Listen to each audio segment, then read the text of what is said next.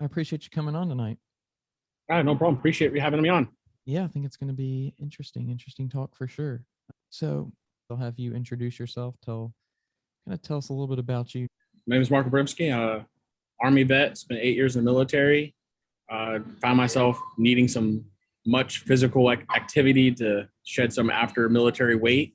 Um, and then that kind of spurred a dream to open a gym, and here I am. You say it's a dream of yours to open a gym. So have you been into fitness, for a long time, even before the military? No, actually, not at all. Before the military, I was your average, I guess, person not really doing much fitness, just working a job and going home. Military kind of, puts that fitness into you a little bit. I got out. I was had some injuries, and I just used those as an excuse, really, to just go back to that lifestyle. I gained a lot of weight and really didn't join the gym and do serious training that was consistent until last summer. Did the military, you got out, and did it kind of burn you out on like physical activity and exercise and stuff? Is that why you kind of got out of shape, or what was behind that? It's a combination of things, but yeah, I mean, having to do it every day in, day out, it, forced on you no matter what, it does kind of burn you out when you get like, I don't want to do that again. I don't want to do that anymore. That was at least my experience. Then as I had some injuries too, that prevented me from, at least I thought in my head, prevented me from going out and exercising. But I've learned to adapt, work with my injuries and work around them and try to recover, actually truly recover and benefit from them instead of letting them hinder me. Yeah, and it's interesting. Like every time I get to talk to somebody who, used to be part of the military, having to kind of have that physical and also mental kind of lifestyle, really, it just kind of blows my mind what they had to go through, and then they come back here, and sometimes they have a bit of a time adjusting, but then they kind of like, I mean, this isn't everybody's case, but just seems like the people I talk to, they kind of get back to something pretty good, pretty intense or hardcore, or they commit themselves to it in some way. I feel like that's something pretty cool that the everybody from the military that I've talked to has kind of had that same drive, I guess. Yeah, I mean, I tried fitness and going to the gym when I was in college. As soon as classes started picking up and coursework started building up, first thing I cut out of my life was the gym. So I was like, I don't have time for that. Didn't make time for it, so I just got rid of it. Um, I knew last summer I was 309, 310 pounds, rather obese, and I just like I know I want to go to gym. I need to lose weight, but even with that knowledge, I still needed something to drive me. I liked competition. I missed some of the military competition that the PT sometimes we did. Some of those events, just go head to head type things. So I started looking around what emulated what I was missing, and just ran across Strongman, and I was like, okay, I want to compete in one of these events. I know I have to be in shape for it. If I'm going to sign up for one, that means I'm committed. I have to do it. I have to train for it because I know if I train for it, if I sign up for it, I'm going to train because I want to win, because that's my competitive nature. And that's kind of what kept me in the gym at first. And then I kind of really fell in love with being in the gym. And so, yeah, it's kind of what led to having a gym. I mean, like today is our first day of opening. So we're pretty happy and pretty excited. Congrats, man. Appreciate it. You said, when you signed up, you felt like it was this push to train because you signed up, you committed to it. Did you have that experience as well when you signed up for the military? I a little bit as I could. I was young, newly married. I was working two jobs that was in just paycheck to paycheck. It was pretty rough. So I didn't have a lot of time to train. Again, probably more of I didn't make the time to train because you look back on things. But I was like, I don't have time to train, so I'm just gonna do what I can to get in, and then from there I'll be okay. I'll get in shape once I'm in, and that was a mistake. Um, and yeah, we actually Johnny, my gym part owner of the gym, he and I have actually we've kind of made that one of our side projects to make sure recruits have a place to come and train. And we talk to recruiters, we're working with them so they can bring their recruits in or tell the recruits to come by. We have a list of their names. They can come in and train and get ready for the military for free. We're waiving their membership just where they can come in and get ready for that military. So they don't have to show up and hope to get in shape in basic training. They can get there in shape and make life so much easier. Wow, that's really That's really cool that you guys do that. And I know, I got the pleasure of talking to him as well just a few episodes ago here on the podcast. When you went in though, did you notice any different mentality from like drill instructors or anything like that who, versus you, somebody going in you versus who wasn't training too much versus somebody who had trained a lot? Definitely being out of shape, I always seem to be picked more to do a lot of the running events. Just to, they know you need the shape and be in shape better. So of course they're gonna, I wouldn't say pick on you. They don't necessarily draw you out in front of everybody, but you definitely notice afterwards, like, yeah, I did a lot more running or a lot more of this than some of the others, but it was definitely needed, and I'm glad I did it. So once I was in, I was around other people like-minded as me. It really benefited me, and you just draw off of that, and you want to be better than them in competition and PT and training for this or that, whatever you were trying to, what school you were wanting to go to. You only get two people go or one person can go. You really compete, and so that was a big drive to stay in shape. Was there any, you're talking about like competition, but was there any official competitions that went down, or was it mostly just between like you and yourself or you and other guys? No, it was a lot of stuff like between your team and squad versus the other squad, platoon versus the other platoon. That's very much part of the military. Each platoon wants to have the bragging rights, and then within that platoon, there's sections, and each section wants to say they're the better section. And so there's always something that you do just to try to give each other that push, and everybody draws off of that, and everybody trains hard to be the best. That way, and it makes the whole unit better.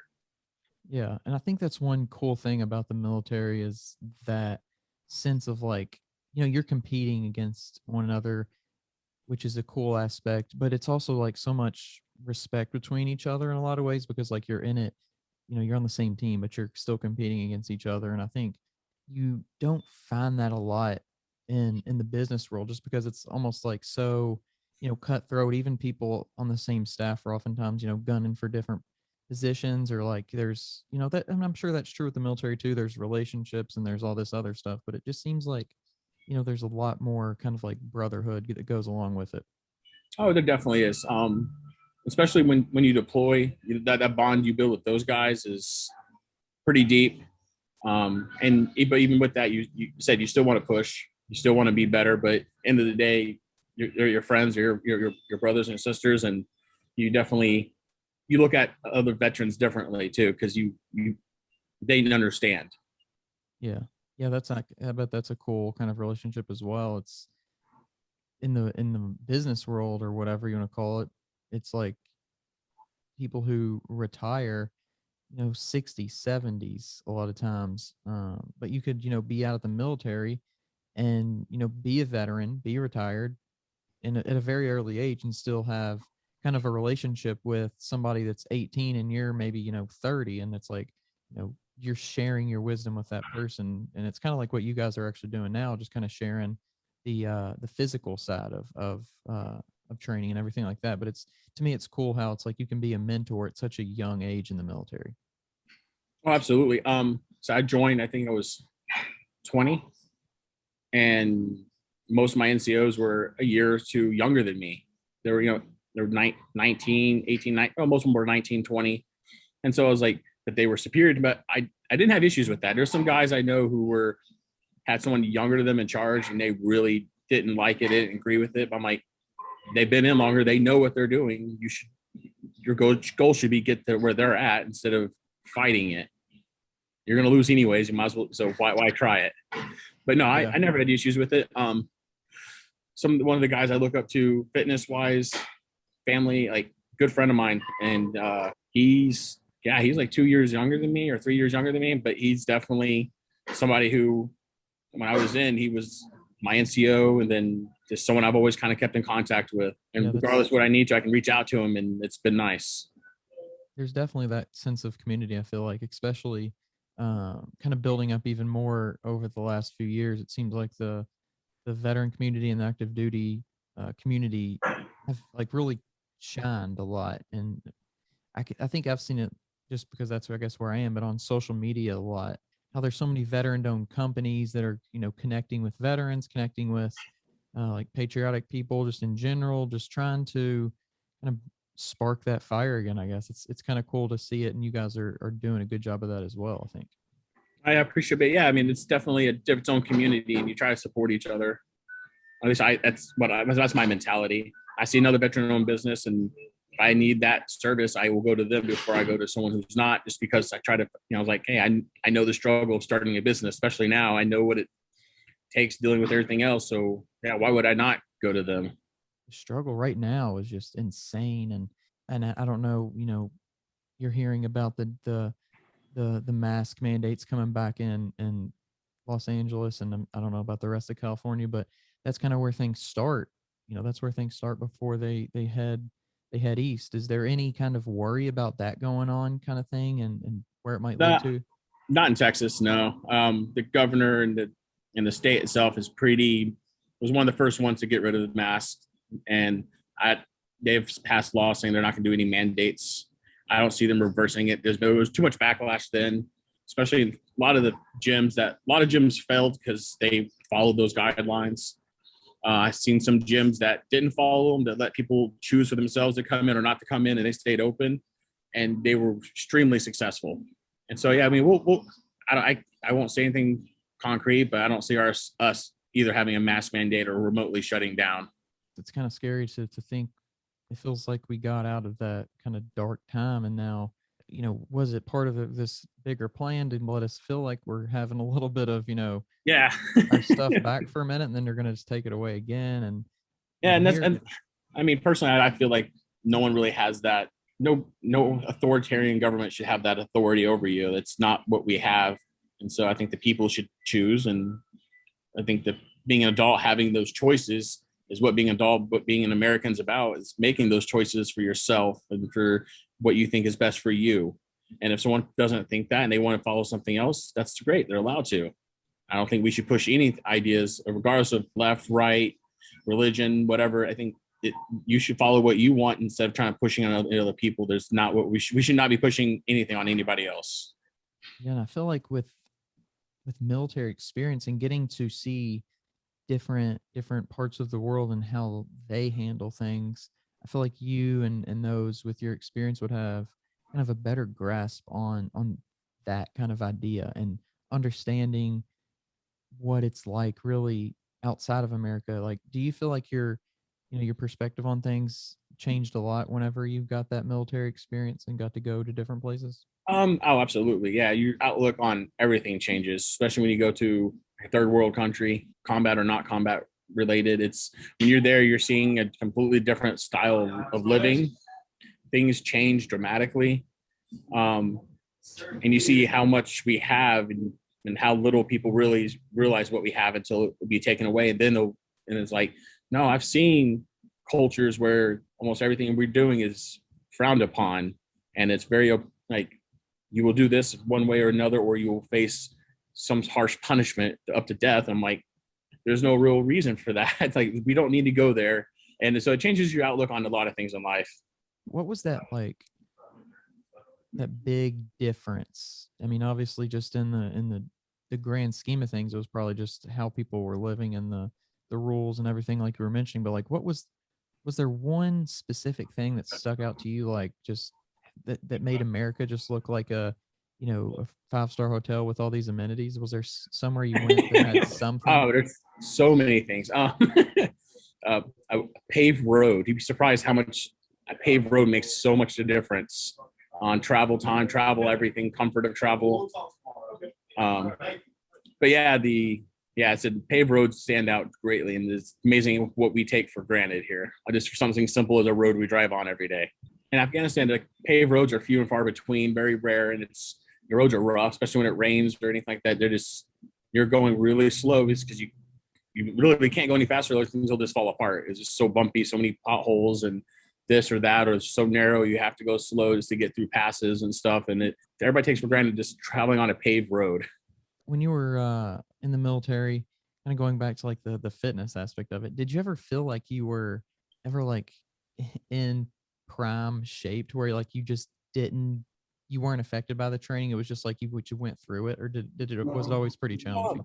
No, I mean, I before I got hurt, I really let things. I was in pretty good shape. I signed up for my marathon in Alaska. I did our normal PT. I think I ran a few extra times, 8-10 miles. I didn't really train for a marathon like people train. I was like, I'm gonna back out of it. My wife was like, no, you paid for it. You're gonna go run it. So she dropped me off. I finished it. I wouldn't say I ran the whole thing, but I did finish it. And I was like, okay. I felt like it wasn't less shape. I definitely would not have finished it. It was, I broke my half marathon time by half an hour. I was really happy about that. Mile 18 is when everything went downhill. I can relate. Yeah, that was, I did a marathon without too much, real structured training, but oh man. What did it feel like after you're done? Was it just like was it a relief? Like, what was that feeling for you? I mean, I was excited that I finished. I was happy that I crossed the finish line. Glad it was over. But yeah, I guess I was just overall I was happy I finished it. That day I showed up and I did it. I completed the goal I wanted, and I was like, okay, well, that's my benchmark. Hopefully, it can't get much worse than what I just did. So I never ran one again, but I was like, that was my benchmark. So I was planning to run some more. So I got into triathlons when I was in. I did a lot of sprints. I like the bikes. I like the swimming. I was like, it was great. And so, yeah, then when running got taken away, that's when I really got out of shape when I got out because I couldn't run anymore. What was the hardest one for you, out of the three? At first, swimming. Swimming definitely took a lot out of me, a lot more than I thought it would be for something short. Just because I didn't teach myself to pace. I was like, I'm just going to swim. And I went out the gate really fast and immediately like just tapered off. I was like, oh, all right, well, I'm going to have to like readjust this. And then from there, I started swimming on most days after PT. I'd go to the local gym, has pools, and I started swimming laps after PT just to cool down, to stretch, and then just kind of build some endurance on that. And that was part of my routine before I went into the office every day. Swimming's one of those things. It's kind of like such a weird one out of those three because if you absolutely have to and you're biking, you can just like put your foot down, or if you're running, you can slow down and stop for a second. But like once you're in the water, I feel like it's just you're there. You have to keep moving, or you're sinking. Yeah, you have to at least do something. You have to burn some energy, make some movement, even to do nothing. It's one of those things. It's like a full commitment once you get in there. Yeah, absolutely. Yeah, I said first time I jumped in, it was in Alaska, and it was a sprint, local pool. Jumped in, started going. I was like, oh, I am not ready for this. I was like halfway through the swim laps. I was like, yeah, I definitely didn't condition myself for the swim at all. I was like, I figured I'm a good swimmer. I'll get through it, no problem. So I biked and I ran. And I was like, nope, now on pool. So I went and trained the pool a lot, upgraded my bike, and yeah, I loved it. It's a great sport. I've always been interested, kind of since I did my marathon, at least in trying one. But man, training for that just, man, because when you're done with running, it's like you get this sense of accomplishment. Then you got to go do something else, and it's like I can't imagine getting that sense of accomplishment and then still being like, oh, I have something else to do after this. Like that would be all, like, at the same time, mentally it would be so rewarding, but then so like devastating that you have to keep going and doing different tasks. Yeah, I mean, definitely something on game day I learned was the transition from the bike to the run. Trying to run after cycling, it was my legs were not ready for that movement, and I was like had to almost not walk, but almost a walk just to get my circulation going to the proper muscles again if I can run. And it was like, okay, that's something you need to work on, some transitions. And how else do you do it? You just have to go out and bike until your legs get tired and then get off and start running. Wow. I mean, I do a little Pelotoning, and once I'm done with the little ride, I'm like, I'm done for the day, or usually like done for a while at least. I'm sure that's how I am now. I haven't trained for that in quite some time. So with the multiple events like that, back to back to back, do you do any like do you do anything in between, or is it just like on to the next? Your time is running. Yeah. So you can choose to take a break or use the bathroom, but that's going against your time. And so either way, you're losing time. So most people just one after another, unless you have to go to the bathroom, you just go through back to back to back. Gotcha. It seems like especially for like amateurs and stuff, it seemed like it would be to me so interesting, that biking portion, because like in a marathon, you take off and you kind of have to like bob and weave around people who are going different paces, and like I can't imagine with a bike how almost frustrating that would be to find a good spot at the beginning? Well, I guess, I mean, the bike is not a mass start. It's usually the swim, and a lot of them have laps, like a lap pool, you can do it, or you do serpentine back and forth between the laps. So you don't really, they time you, and you still, people get bunched up in the pool. But out of the bike, such as a staggered coming out of the pool or out of the water, it's probably not, it's not that bad. You might have one or two other people coming out at the exact same time you do who have their shoes on and ready to jump on the bike. So it's pretty well spaced out, and same with the run. So you got to be just going with all that gear wet after that. Yeah, I mean, if you're wearing like an actual triathlon suit, it's basically a swimsuit with a shirt on. It's a swim shirt, and so I mean, it's the best way to describe it. And so you dry off very quickly. You come out of the water, you throw on your socks, your bike shoe, your shoes for cycling, if you wear special ones, and then you jump on a bike and go. Come back, take off those shoes, put on your running shoes, and go. There's those different like sports, and it's like track and field and like triathlon, stuff like that, to where to me it's so cool because so many people can do it. It doesn't take like a ton of specific sports skill. It's just so much like training and pushing yourself. I think that's one of the cool things. It's kind of the same thing, I guess, with with weights a lot of times too. It's just, putting in the time and being willing to hurt, I think, is one of the biggest things with Oh those. yeah, yeah. You have to be willing to push your body to places you aren't ready for. When you got out of the military, was that just something you were done with and that was it? You were ready to move on to the next stage? No, actually, I just re-enlisted, and I was having a lot of leg problems. Finally got to see a specialist, and they found an issue in my legs that basically warranted me getting out medically. So they medically retired me after 8 years. So yes, I was planning to make a 20-year career out of it, but it wasn't in the cards, and so I got out really quickly, quicker than most people I know who went through a med board process. And so I think like 6 months from the day I got diagnosed, the day I got out, and I was like, okay, what am I doing for the rest of my life? I thought I was gonna have like longer than that. It was quick, and so I enrolled to college right away, and just that didn't work out. Gotcha. What was the so you wanted to stay in for 20, like what direction did you want to go with that? What was your vision with that?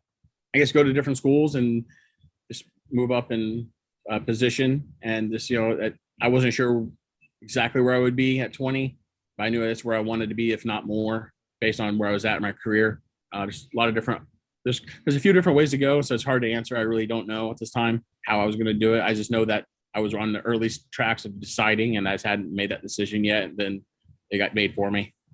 Take us through a little bit of like the getting out, getting into fitness, and then how it went from that to owning your own gym. Take us through a little bit of that. So I got out in the summer of 2015 and immediately went to school. I was in school for about a semester and a half before that wasn't working for me. A lot of things were going on, so I just kind of dropped that out, went to trade school, it was 2017, 2018. I went back to school after trade school. Sorry about that. And said I was in and out of the gym while I was in school, trying to, I'll commit this semester, I'll commit this time, and just it never stuck. It wasn't until last summer during COVID, I looked in the mirror. I was already a big guy, and I was like, in COVID, I definitely put on more weight. I was like, I'm disgusted with what I see. And so I was like, okay, I'm going to the gym. I'm going to find something to commit myself to, and I'm going to stick with it. And that's when I met Johnny about I think a week after I signed my contract. Second time I was in the gym for that gym, and hired him to be my coach. And then I wanted to train in the gym. I had really no idea what I was doing. I was just kind of messing around with stuff. And a year later, Paul said about 6 months later, we were both talking like, bros, we should own a bar. Yeah, we should own a bar. It was like, hey, we should open a gym. Yeah, we should open a gym. And then 3 months later, I was like, you know what? I'm about to graduate college. Why not? Let's just try it. Let's just do it right now. And that's kind of where that was in, I think February is when that was kind of like for real. Let's start making these, find out what we need to do to make this work. And today is our first day opening, so it went pretty quick as far as well. That's pretty cool. I mean, yeah, to have that kind of timeline is pretty crazy, really, if you think about it. What was your No, absolutely. what was your majoring? But did you have like different majors when you went to school different times, or did you have like one idea? I started off school for kinesiology because I was hoping to go like a pre-med, like a physician assistant type school, and then said that school just wasn't working because I had too much going on to stay focused on college. So I was like, I just need to walk away before I just burn up all my benefits on and never get anything where I fail out, which was getting probably a close possibility. So then I went to trade school to work on bikes. I was like, I like hands-on, I like working on things. And so I went to school to work on Harleys. And I just found out real quick that it was a lot more labor intensive than I had anticipated. My back and my legs were taking a pretty hard beating after everything I had already done. And I was feeling it every day. And I was like, there's no way I'm gonna make a career out of this. So I went back to school and I got a history degree, which I'm using quite well right now. Is that something that you like or have always been interested in? How did you land on that? No, I mean, I've always loved history. It was one of the things I wanted a degree. I wanted my kids to see me. I knew I was going to struggle, and I wanted them to see that struggle late in life, what it took to get a degree, and then see me finish. And so I've always loved history, so it worked out really well for me. And I was like, well, there's several jobs options with it. So worst case is there'll be something out there for me. And then just kind of, I saw where the market was going when it comes to the gyms. I saw what there was a need, and I was like, you know what, let's fill that before it really becomes oversaturated for this type of a gym. Something that I've actually found so interesting is how we kind of get those like interest in initially, like I think especially for a lot of people when they're younger, it's like I think we're all pushed kind of like, go to college Oh yeah, absolutely. and figure out what you're interested in. And it's such like a huge responsibility when you're 17 or 18 years old to figure out like what you want to do. It can be definitely overwhelming. Even I was 33 when I went to college. And even then I was like, I don't know what I want to do for the next 30, 40 years. That's still a big choice. And so I was like, well, maybe I'll try this. And then when it wasn't working out, I was like, well, I'll go to history. I know I can get a degree because I'm really good at what it took for that. And I've always had those interests. I've always read pretty thoroughly growing up. And so I was like, it has worked out really well for me. To me, we have such a cool opportunity to educate now. Educate ourselves in a lot of ways with what we have, the resources we have, at least a lot of people have with the internet, just Googling things and YouTube and podcasts. Like we can become, certainly we won't be, we won't have the piece of paper that goes with it going that route. But like somebody like you who has their own business, if you want to learn about how to, run a small business or learn how to just learn more about the fitness side of things, the exercise science side of things, you can do all that stuff now. You don't have to go get a piece of paper. You can Oh, kind of control absolutely. your own destiny. I mean, since we really decided we're opening this gym, I've bought several books on different training techniques, this or that, how to, like, if someone gets hurt, what's the best recovery. I bought a couple books on this, several things. I'm like, hey, this is going to be what I'm going to do. I need to know some knowledge about it. Bought books on that. Got some books for, businesses and how to start a business, how to run a business, keep a business afloat. And not all of it is always great, but you got to just pick, and you have to go through and find out what's consistent in all the books is probably the best advice. And that's where I'm still still reading some of those things to find all those things. Because there's a lot of, I wouldn't say misinformation, just, well, this is how it worked for me, so I'm going to put this as an authoritarian, this is how it is. And that's not always how that's going to work out for you. And I think, like you said, whether it be misinformation or like, it's like you're doing a research study on yourself. And just because it works for you, you say, hey, this works. And it's so weird because I feel like in fitness and in just health in general, it's so personal. And I don't think there's anything else like that in the world, any other industry where you could have 100 people and there'd have to be 100 different ways to make those people healthy. Yeah, I mean, but even in business, say this is a very successful gym and everybody wants to be like how we are. Well, if I went, well, this is how you do it because this is how I did it and it'll be successful for you, that would be completely wrong. Now I could go, this is how I did it. This is what I failed at. This is where I succeeded at. These things I haven't even tried yet. That's the best way to go. They'd be like, this may not work for you. Different market, different time. Someone who started a gym 10 years ago, 20 years ago, wouldn't have to start with such a heavy social media presence as you do today. Like without social media today, a small gym is obsolete. Yeah, it's crazy the way social media influences every aspect now. It seems like of our culture, just from politics to entertainment to music and art and all these different things. It's like that's where it somehow starts and it ends right there on social media. Yeah, and then I guess, and part of the problem is, there should be no governance of it, but people should take upon themselves to check and see what everybody's telling them. Is that really especially in the fitness, you go on there, you can pick 10 different people who all advertise the same thing. They'll have 10 different ways to do the same exercise. And you're like, well, they're all right or they're all wrong or what? And then that's where you have to educate yourself and be like, okay, what has been proven over the years? What's their science? What are they using? Is it just because it worked for them? And so they're saying this is how you do it, period? Or they have, some knowledge and experience, and they've had several clients or several people who've done it with them, and they have numbers to back up what they're supporting. And people don't check that and they just go, well, I found this guy, he does this way, and then so I'm going to try it. Well, I'm not getting results. Well, have you tried to look at anything else? Well, no, why would I? Well, that's part of the problem is people, it's, you as yourself need to figure out what are your goals and then find the best information, not just the easy information. Yeah, and there's so much out there. When it comes to like you trying to find, was it you trying to find a like a coach, or was it kind of just the luck of the draw of like coming together with somebody? How did that work for you? That was I think this luck of the day. I was inside. I was Metroflex two times, maybe before I met Johnny. And I was like, oh, okay, I've kind of squatted in my life a little bit. I've done bench. I've never done deadlift before. I watched some YouTube videos, which is, the best way to start something. And so I was like, I'm just going to go to the gym and figure it out. And Johnny was there training with somebody on the platform over, and he seemed knowledgeable. He was helping them. He had some techniques. I introduced myself. I think that night we texted a little bit, and I was like, all right, how much are you? Cool. Here's the money. I hired him. And I think it was like the next day, and then we started training. And it was definitely said this luck of the day that he happened to be right there.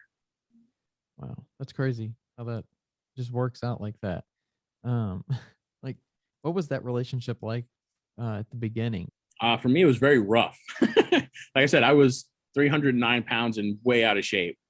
Like I've never been that out of shape in my life, probably. Like even before the military, I wasn't probably out of shape as I felt then. And it's like, all right, you come in the gym, it's 5 days a week. This is when we're going to meet, and you're going to do the exercises I'm doing, and we're going to stop at the weight that, where you're at, but you're going to do everything I do. And I was going home every day and wanting to cry, like sore. I was so sore. I was tired, but I knew that I wanted to lose weight. I needed to get in shape, and I had a competition I signed up for. And so I was like, okay, we go back. And and I knew it would get easier as I did it, and it did. And then it got harder again because, we moved weights and started pushing ourselves. But yeah, it just got easier to do those things. Was the most of it like just like a mental shift, or what was the biggest shift for you? For me to stay in the gym, yeah, it was definitely a big mental shift.